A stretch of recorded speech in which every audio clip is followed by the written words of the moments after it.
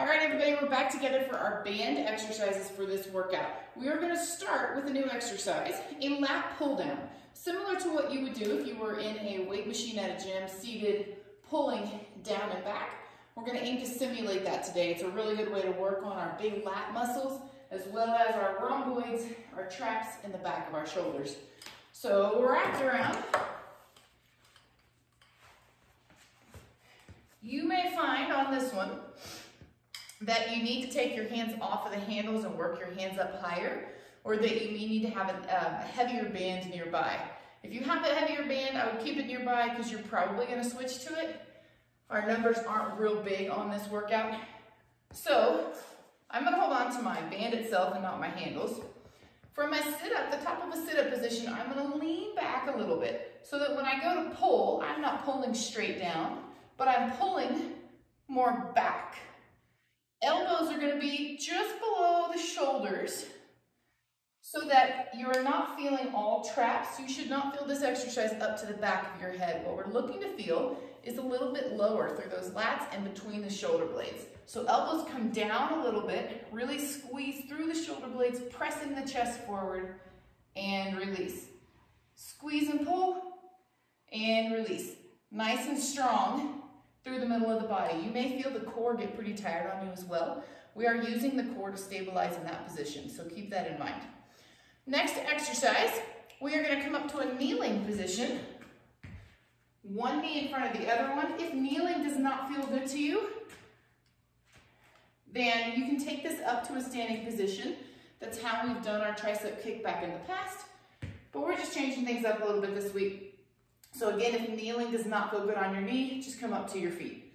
The movement is the same though. We're going to drop the chest forward just a little bit, bring the elbows back behind or right in line with the back.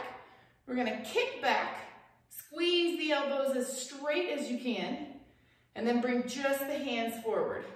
Kick it back, just those hands forward. It's important that you bring only your hands forward and not your elbows. Once you bring your elbows forward, you've turned it into a momentum exercise, and it's no longer just a tricep exercise. So keep those elbows to shoulders stationary behind you. Next exercise, we're going to flip over, and we're going to take that ab crunch that we added last week. So, in a sit-up position, abs in strong, pressing that low back into the floor. I'm going to take an ab crunch, shoulders push away from the ears, press it down. When I get to the top of my movement, as high as I can possibly go, I'm going to add an extra pump, which means I'm going to release about an inch and pump it down again. So it's going to go full range of motion, small release, small pump, back again.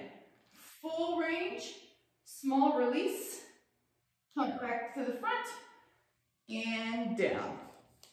So all we're doing is adding an extra crunch, a little crunch position right at the top there.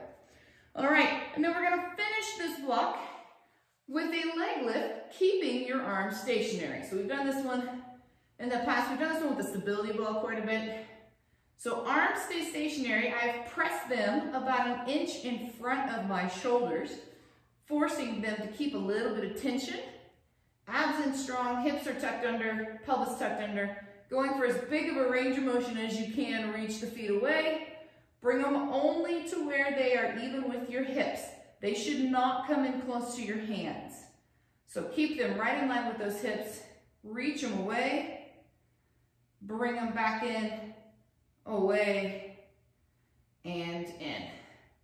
Which should feel extra challenging after those ab crunches. So keep in mind at any time if you feel that leg lift in your low back, you have a couple of options. Number one, check the pelvis tuck again. Make sure your pelvic bone region is tucked under nice and tight. You can also bend your knees and turn it into a bent knee raise.